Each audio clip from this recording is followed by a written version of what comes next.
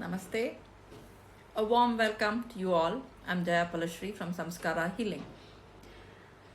This is my third episode on the topic of Ravan, and I welcome you all. I hope you all are doing fine. And as I promised, that there's going to be a series of episodes coming up. This is my third episode pertaining to Ravan. Earlier, I spoke about the 10 aspects, which are the 10 faces, and I don't want to keep repeating them. Whether it's your lust, greed, anger, etc., etc. And then I also spoke about, yesterday I spoke about how we perceive Ravan as the bad person. Today, I would like to address and talk about Ravan with an aspect and perception of being good. From the time I was requested to speak about Ravan and to and also say something about him, I not only read up and researched on Ravan, I also started speaking to my students. And I must tell you, they all were a powerhouse, filled with knowledge, all about Ravan.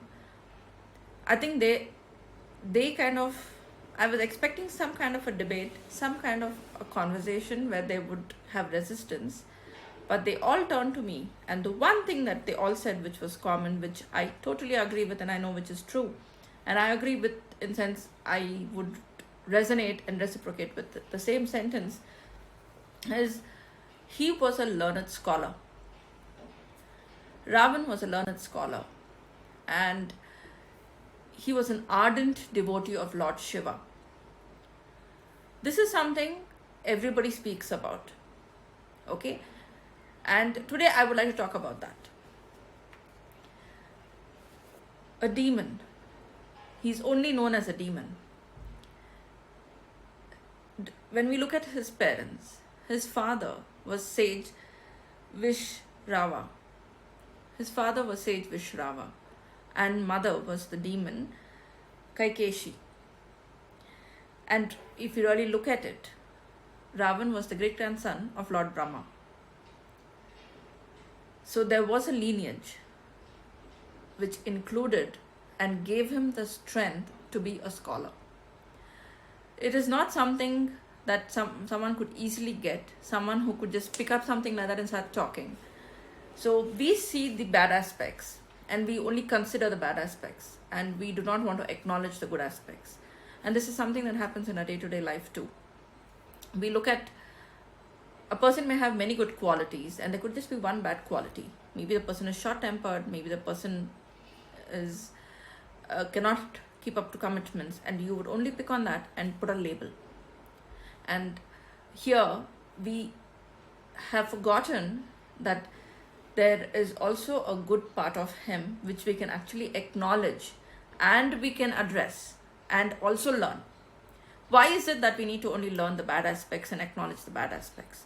Why can't we look at the good aspects and say, why can't I be a scholar? Why can't I look at doing good? Why can't I look at bringing a change? It's difficult. It's very difficult to acknowledge and very difficult to speak about. So one of the best thing is he was an excellent Veena player. It was amazing the way he played the Veena. He was an ardent Shiva Bhakt. And his devotion to Lord Shiva is known. There are many, many stories pertaining to it. One such story is where he went and lifted Mount Kailash. And he wanted to move Mount Kailash to Lanka, so that Lord Shiva is with him always, because Lord Shiva refused to move. And how Lord Shiva just put his little toe and pressed the Mount Kailash down, and he got crushed, and how he sang the Shiva Tandava with him crushed with his arm stuck in Mount Kailash. This is something everybody's spoken about. Shiva Tandava is something that all of us have heard, hear, and this was sung by Ravan. Do we acknowledge him? No. But we are ready to condemn and say that he was a bad man. I mean, yes, he was a powerful ruler. Yes, he was the ruler of Lanka, and he was known as Lankeshwar, Lankapati. There were many names given to him. like Dashanan, which because he had the 10 heads. So like that he had many names, which was titles given to him. But whatever was given to him, let's not forget that he was an excellent administrator. He was excellent with his skills. He was excellent with everything. He was a scholar who knew the Vedas, the Upanishads. Lord Shiva asked and requested him to compile everything together, which he did for Lord Shiva, because he was such an ardent devotee of Lord Shiva. He did everything that was asked of him to be done. Once when Goddess Parvati, she wanted a palace to be built, and she was tired of this kind of life, living in the forest and in the, in this difficult things, and she wanted to again get back into living in the palace. And she requested Lord Shiva. Lord Shiva asked Ravan, who also knew how to do these things, if he could build the palace for them. When Lord Shiva asked Ravan, Ravan was more than happy to do it for his beloved god and deity, who he worshipped ardently. He went about building the golden palace, which is the Swaran Mahal. When he started building, he called in Vishwakarma.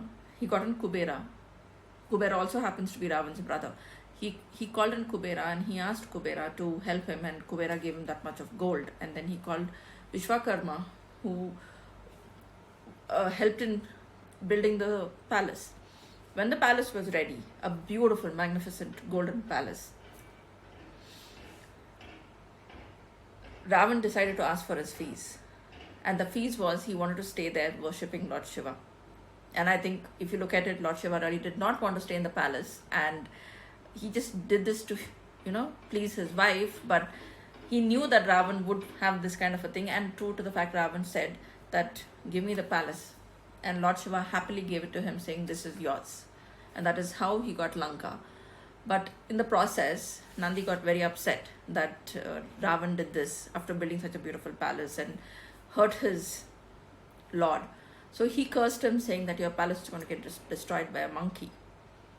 And true to the fact, Hanuman, when he went there to, request Ravan to release Sita Mata from the Ashoka Vatika, he refused, and he condemned him, saying, you're a monkey and you just need to go from here. And Hanuman grew tall, his tail grew, and we all know the story where the tail was lit on fire and he lit the entire Lanka on fire. So, yes, he was an ardent devotee. Yes, he was an amazing scholar. But yes, he did have his own flaws. But I'm not going to get into the flaws today. I'm more keen on talking about the good aspects today, because already 2 days I've only spoken about the flaws. So it's very easy to label a person. It's very easy to say, he did this and this is it. I don't want to talk about it. He's bad. He's done this, and there's the label put. Have you forgotten that he's a scholar? Have you forgotten that he was an ardent devotee of Lord Shiva? So there are so many aspects which is forgotten. You also forgotten that he's a Brahmin son. So like that, we tend to forget the good when we see the bad. And then you don't want to acknowledge the bad. We get stuck.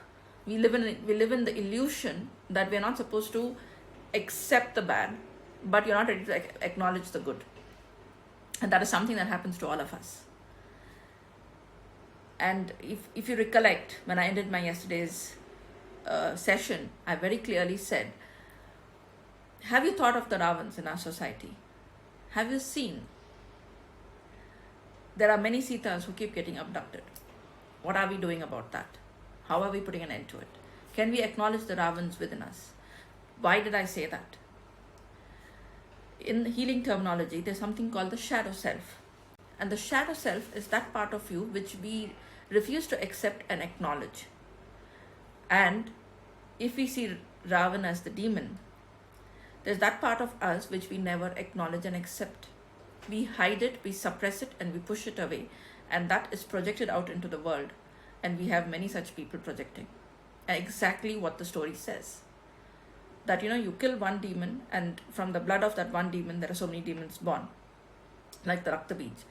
So like that. So here, of course, I'm talking about Ravan, but nevertheless, I'm addressing the topic of demon.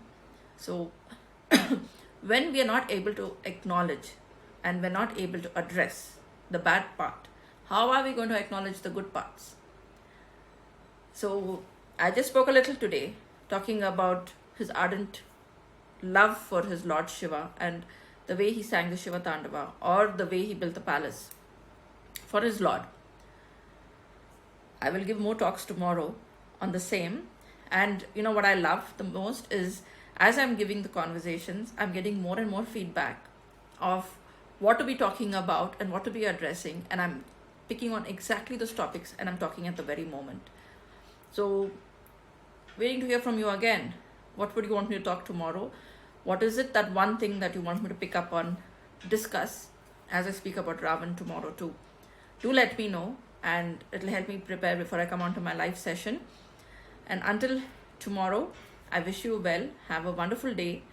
Hope you all are staying safe and taking care. Lots of love, light, and blessings. Thank you so much.